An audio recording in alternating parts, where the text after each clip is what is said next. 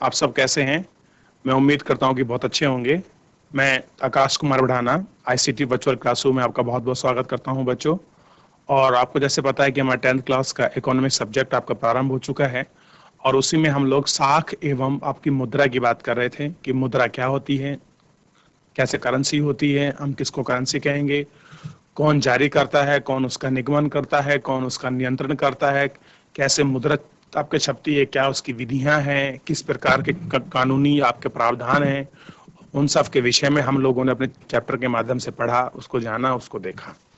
और आज हम लोग ऋण की व्यवस्था के बारे में थोड़ा पढ़ेंगे कि जो आपकी शाख है वो ऋण है, ऋण की प्रवृत्ति किस प्रकार की, जैसे हम लोग आपका देख रहे हैं और हम लोगों ने आपका अंतिम लेक्चर में देखा था कि हमारे पास कुछ आपके लोग होते हैं जिनके पास आपका पैसा है, वो अपने पैसों को बैंक में जमा करते हैं।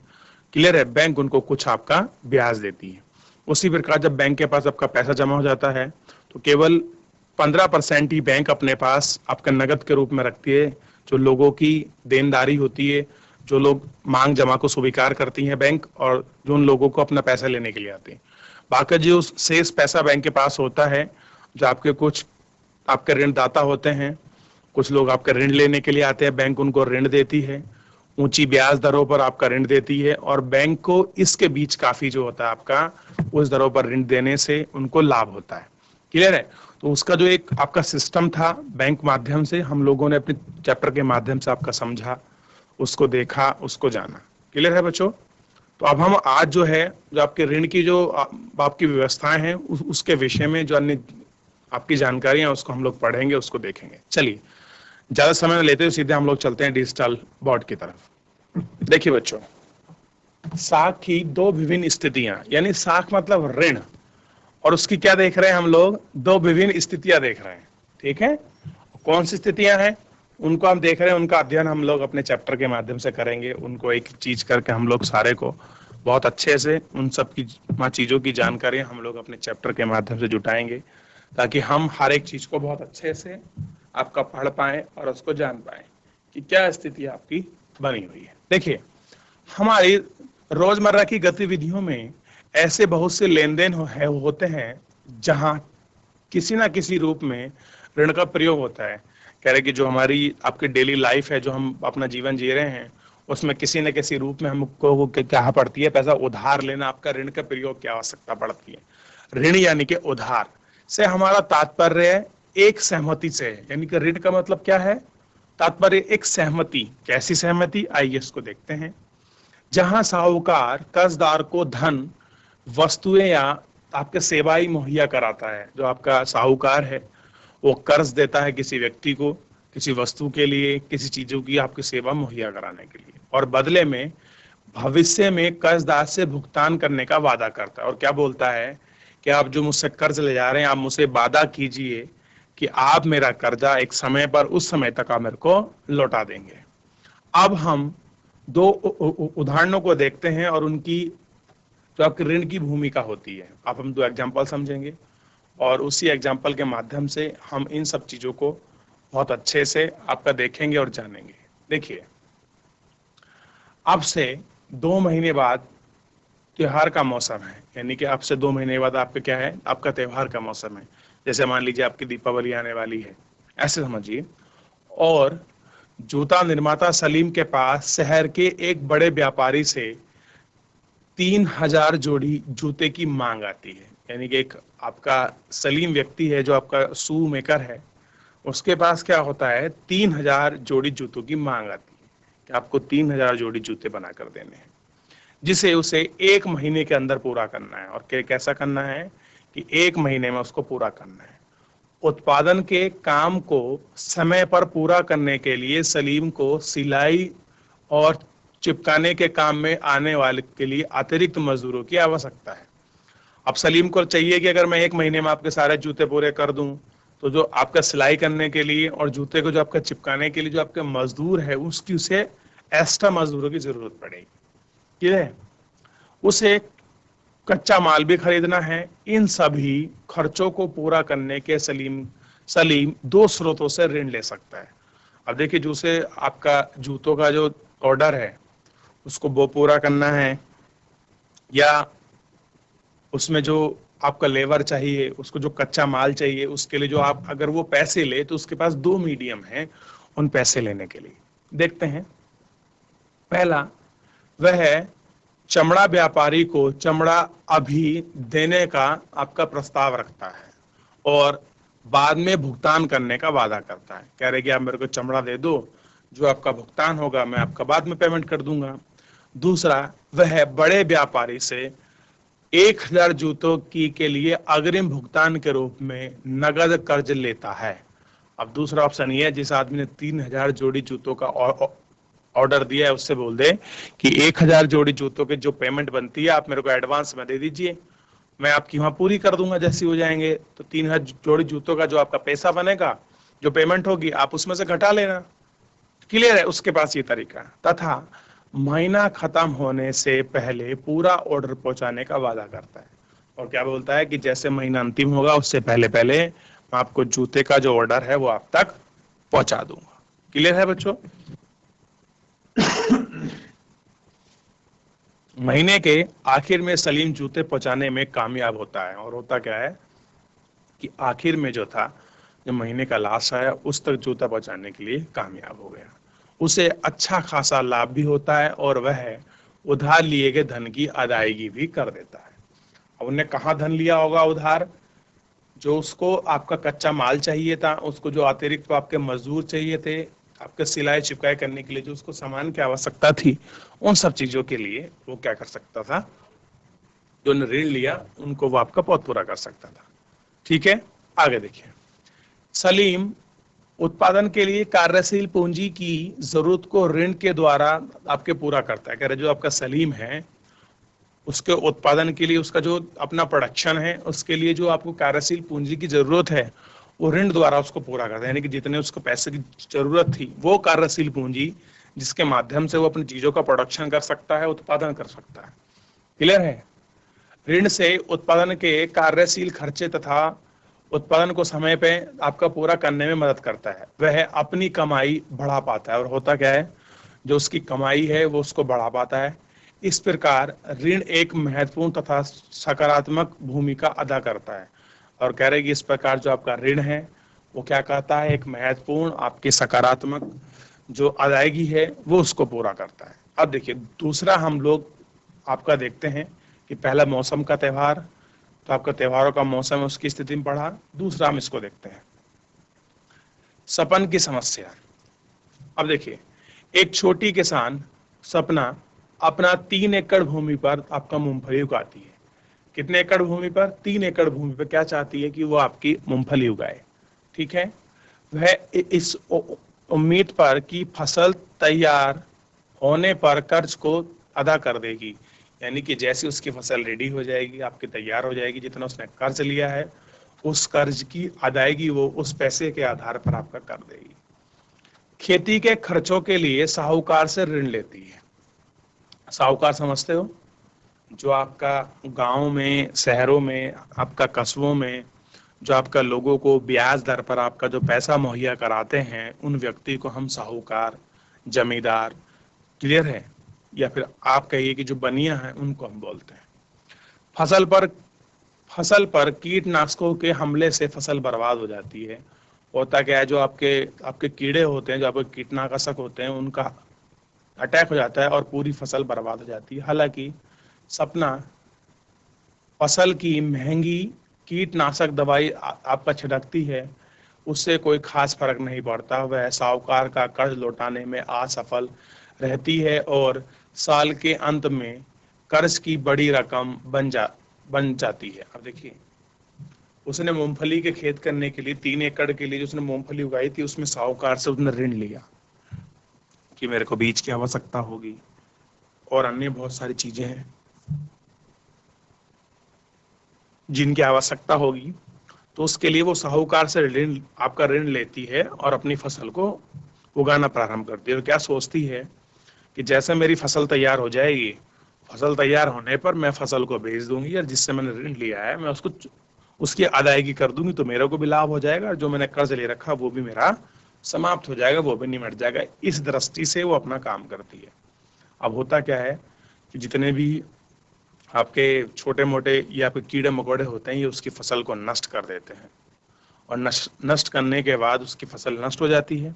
फिर भी वो उन पे स्प्रे करती है, आपके कीटनाशकों का प्रयोग करती है, महंगी दवाई का, लेकिन उससे फसल का कोई प्रभाव नहीं पड़ता, और अंतिम रूप से उसकी फसल खराब हो जाती है, और वो जो साहूकार से कर्ज लिया है उस कर्ज को लौटाने में असक्षम हो जाती है, असफल रह जाती है, और वो कर्ज में डूब जाती है। अगले साल सपना खेती करने के लिए दोबारा उधार लेती है। इस साल फसल आपकी सामान्य रहती है, उनने फिर उधार लिया खेती करने के लिए, और जब खेती करी उस साल फसल क्या रही आपकी? सामान्य। लेकिन इतनी कमाई नहीं होती कि वह अपना कर्जा वापस कर सके। फसल कैसी हुई? सामान्य, ना बेकार थी ना अच्छी थी, लेकिन इतनी अच्छी भी नहीं थी जिससे वो अपना कर्जा लौटा सके। वह कर्ज में फंस जाती है और उसे कर्ज चुकाने के लिए अपनी जमीन का कुछ हिस्सा बेचना पड़ता है। अब होता क्या है कि उसको साहूकार को वो कर्जा आपका चुकाना है, और उस कर्जा चुकाने के लिए क्या करना पड़ता है कि जो उसकी फसल है उसकी फसल का उसको कुछ हिस्सा आपका चुकाना पड़ता है। क्लियर है? अब देखिए,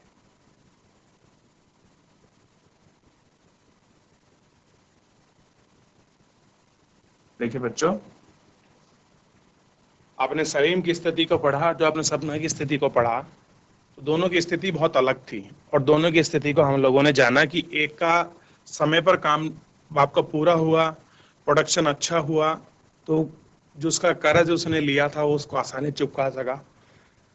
चुका सका, लेकिन दूसरे जो व्यक्ति थी, महिला जो आपकी कृषक थी, वो ऐसा नहीं कर पाई, और वो आपके कर्ज में डूब गई, और उसको अपनी जमीन जो था वो बेचनी पड़ी। आगे देखते हैं। ग्रामीण क्षेत्रों में साग की मुख्य मांग फसल उगाने के लिए होती है। करे अगर आप ग्रामीण क्षेत्र में देखोगे, जो ग्रामीण क्षेत्र में आपका ऋण लिया जाता है, जो आपका कर्जा लिया जाता है, उसका मुख्य रूप से जो कारण है, वो मुख्य रूप से कारण यही है कि जो लोगों का कर्जा है उसको लेने का मुख्य कारण है कि फसल अच्छी हो, फसल को करने के लिए वो लोग आपका कर्जा लेते हैं। फसल उगाने के में बीज, खाद, कीटनाशक दवाई, पानी, बिजली, उपकरण की मरम्मत इत्यादि पर काफी खर्चा होता है। करेगी फसल लेनी हो, कीटनाशक आपका खरीदना हो, बिजली पानी आपकी इन सब की व्यवस्था करनी हो, इन सब पर अच्छा खासा क्या होता है आपका बच्चों, पैसा खर्च हो जाता है, और पैसा खर्च होने पर उसकी मरम्मत के लिए ठीक ठाक पैसा खर्च होता है। इन आगत मतलब जो इनपुट हैं, इन आगतों को खरीदने और फसल की बिक्री होने के बीच कम से कम 3-4 महीने का अंतराल होता है। यानी कि आपने पैसा लिया, फसल पैदा करी और उसे बेचा, तो उसके बीच लगभग 3-4 महीने आप देखेंगे 90 से 120 दिन के बीच का समय लगता है, लगभग 3-4 महीने। आमतौर से किसान ऋतु के आरंभ में फसल उगाने के लिए उधार लेता है, और किसान क्या करता है कि जैसे ऋतु स्टार्ट होती है, कोई भी मौसम, चाहे वर्षा ऋतु हो, शीत ऋतु हो, ग्रीष्म ऋतु हो, क्योंकि उस टाइम फसल आपके बोई जाती है, जो आपका किसान है उस टाइम भी उधार लेता है। ठीक है? और फसल तैयार होने के बाद वापस लौटा देता है, जैसी फसल तैयार हो उसको वापस कर देता है। उधार की अदायगी मुख्यतः फसल की कमाई पर निर्भर है। कह रहे जो उधार जो आपका चुकेगा, ये इस बात पे डिपेंड करेगा कि फसल की कमाई किस पर डिपेंड कर रही है, कि जो आपने उधार लिया है वो तब चुकेगा कि जब आपकी फसल अच्छी हो जाए और आप उसको चुका सकें, आप उसको दे सकें। ये आपको देखना है। ठीक है? अब देखिए, स्वप्ना के मामले में फसल बर्बाद हो जाने से कर्ज की अदायगी असंभव हो गई। अब जो आपकी स्वप्ना थी, जो आपकी महिला थी, जो एग्रीकल्चर कर रही थी, उसकी फसल आपकी बर्बाद हो गई। ठीक, फसल बर्बाद होने के कारण वो जो था, जो ऋण था, जो कर्ज था, उसकी अदायगी नहीं कर पाई। उसे कर्ज उतारने के लिए अपनी जमीन का कुछ हिस्सा बेचना पड़ा। हुआ क्या कि उसे अपनी जमीन का जो कुछ हिस्सा है वो आपका बेचना पड़ा। ऋण ने अपने सपना की कमाई को बढ़ाने की बजाय उसकी स्थिति बदतर आपकी कर दी। यानी कि जो उसने काम किया था, ऋण जो लिया था, उसने अपने आप को बढ़ाने के लिए लिया था, ना कि जो अपनी स्थिति को बदतर करने के लिए। इसे आम भाषा में कर्ज जाल कहते हैं, और हम क्या बोलते हैं इसको आम भाषा में? कर्ज जाल, यानी कि कर्जे में फंस जाना। हम क्या बोलते हैं इसको? कर्जे में आपका फंस जाना। उसको क्या बोलते हैं? आपका कर्जे में फंस जाना। ठीक है, ध्यान रखना है कि जब आदमी की फसल अच्छी नहीं हो रही है, वो कर्जा नहीं चुका पा रहा है, तो इसको हम बोलते हैं बच्चों, ध्यान देना आपको। ठीक है, क्या बोलते हैं हम इसको? हम इसको बोलते हैं कर्ज जाल, कि आप कर्ज के जाल में पूरी तरह से फंस गए। इस मामले में ऋण कर्जदार को ऐसी परिस्थिति में धकेल देता है जहां से बाहर निकलना काफी कष्टदायक होता है। और कह रहे कि जो आपका ऋण है, जो पैसा उधार लिया है, जो व्यक्ति लेता है, उस व्यक्ति को ऐसी स्थिति परिस्थिति में धकेल देता है कि उससे बाहर निकलना बड़ा कष्टदायक है। देखिए, ऐसी स्थिति में ऋण आय बढ़ाने में सहयोग करता है। अगर ऐसी स्थिति में क्या होता है, जो ऋण होता है वो आय को बढ़ाने में सहयोग करता है, जिससे व्यक्ति की स्थिति पहले से बेहतर हो जाती है। दूसरी स्थिति में फसल बर्बाद होने के कारण ऋण व्यक्ति अपने जाल में, इस जाल में फंस जाता है। अब देखिए, जैसे आपका सलीम था, तो सलीम को जब ऋण लिया तो उसकी आय बढ़ी, उसने काम को करा, उसने पेमेंट करी, इधर उधर आराम से उसका सारा काम हो गया और उसको एक अच्छी इनकम के रूप में सारी चीजें मिली।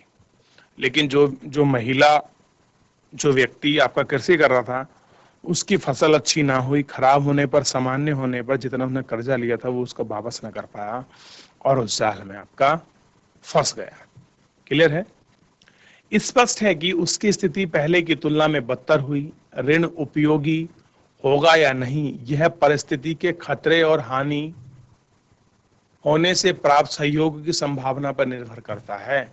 अब देखिए, ये चीज इसलिए डिपेंड करता है कि जो आपने ऋण लिया है वो आपके लिए बेनिफिशियल है या नहीं है। वो जो स्थिति बनी है, उन स्थिति के अकॉर्डिंग ही ये सब चीजें आपकी निर्भर करती है। देखिए, ऋण की शर्तें। अब आपने इन भूमिकाओं के अंतर्गत आपने देखा कि व्यक्ति कैसे ऋण जाल के अंदर आपका फंसता है और क्या उसकी स्थिति बन जाती है। आपने इस सारी चीज को देखा होगा और उसको जान लिया होगा। बच्चों, मैं आज भी बता दूं कि भारत में सर्वाधिक जो ये चीजें हैं कि ऋण में किसान को बड़ी समस्या होती है, ये बिल्कुल सही बात है। क्योंकि हम लोग, जो आपका किसान है, वो अपने परिवार का पालन पोषण करने के लिए, उसकी अपनी आवश्यकताओं को चीजें पूरा करने के लिए वो एग्रीकल्चर करता है। जिसके पास दूसरा व्यवसाय, दूसरा काम नहीं होता, वो कृषि करता है। और जब उसको कभी किसी मौसम में, किसी तीज त्योहार में, शादी के लिए, एग्रीकल्चर के लिए उसे पैसे की जरूरत पड़ती है, तो वो साहूकारों, बड़े बड़े जमींदारों के पास अपना कर्जा लेने के लिए जाता है।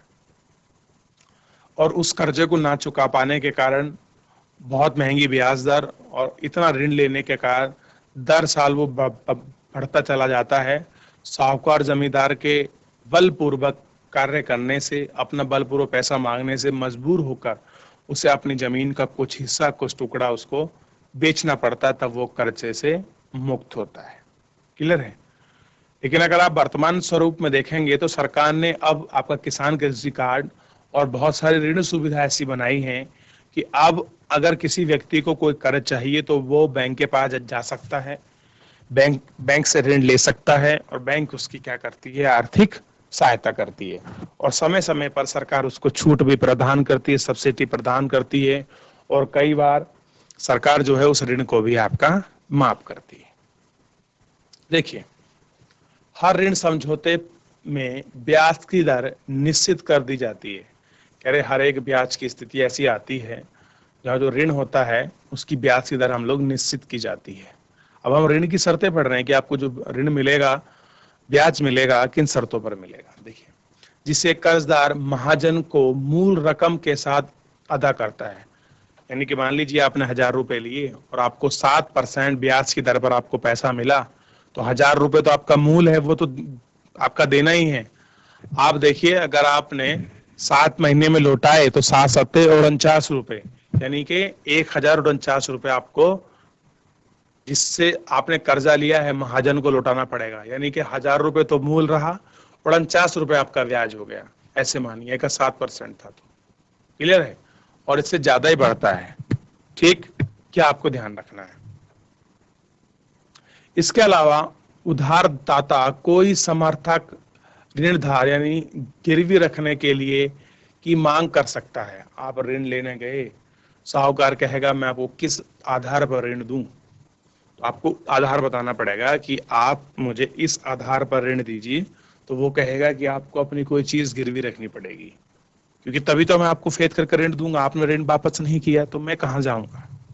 तो लोग अपनी जमीन, अपनी जायदाद, अपना मकान, अपना ट्रैक्टर, अपना सोना, बहुत सारी ऐसी चीजें हैं जो उसको गिरवी रखते हैं। ठीक है, समर्थक ऐसी संपत्ति है जिसका ऋण सौदार ऐसी संपत्ति है जिसका मालिक कर्जदार है, जैसे कि इमारत, भूमि, गाड़ी, पशु, बैंक की पूंजी, और इसका इस्तेमाल वह उधारदाता को गारंटी देने के रूप में करता है। और क्या करता है कि जो जो उधारदाता होता है उसको गारंटी के रूप में वो कुछ पैसा आपका उसको दे देता है। क्लियर है।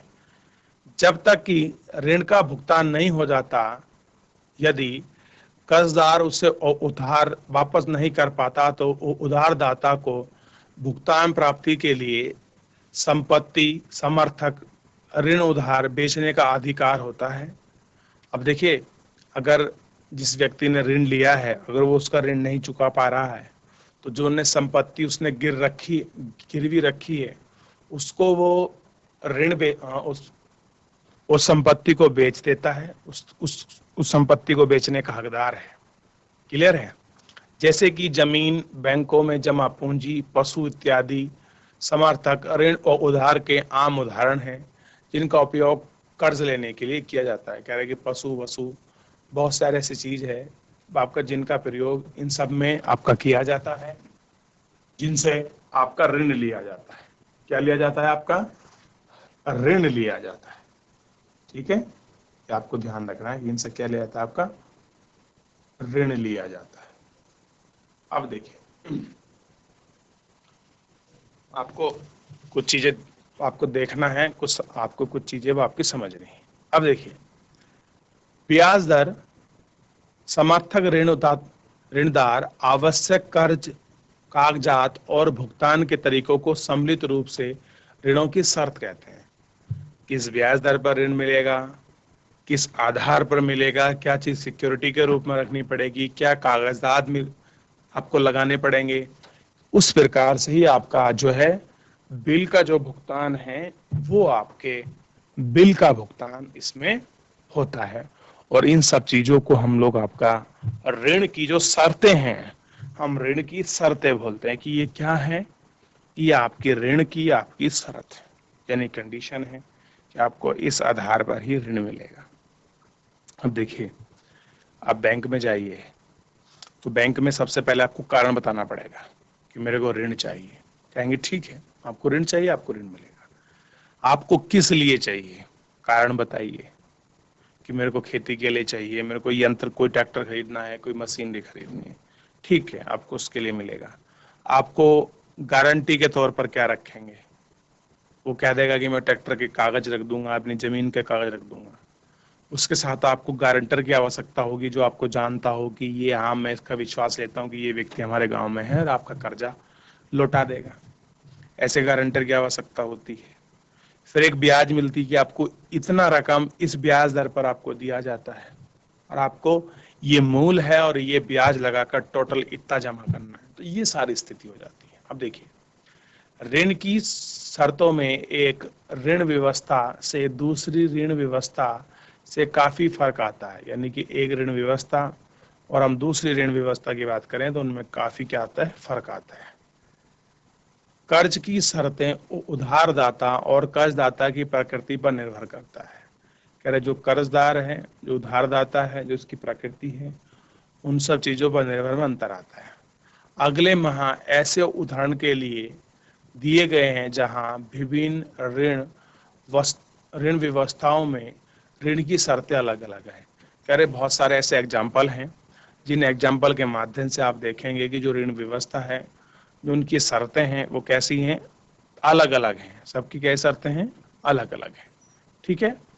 अब देखिए, सबसे पहले आपको समझना है कि आवास ऋण क्या होता है, जहाँ हम लोग इंग्लिश में होम लोन कहते हैं कि होम लोन मिलता कैसे है, क्या उनकी चीजें आप उसको देखें। तो एक छोटा सा एग्जांपल के रूप में हमें आपका समझाया गया है कि मेघा ने घर खरीदने के लिए बैंक से 5 लाख रुपए का आपका कर्जा लिया है। कोई आपकी मेघा है, उसने क्या काम किया है, देखिए ये उसका चित्र भी बना है। उसने क्या करा है कि 5 लाख रुपए का उसने क्या लिया है, आपका ऋण लिया है, ऋण लिया है, ठीक है। इस कर्ज पर ब्याज की जो वार्षिक दर है वो कितना है, 12%। यानी कि 5 लाख रुपए का 12% ब्याज की दर से आपको आ जाएगी। इस कर्ज को 10 साल में मासिक किस्तों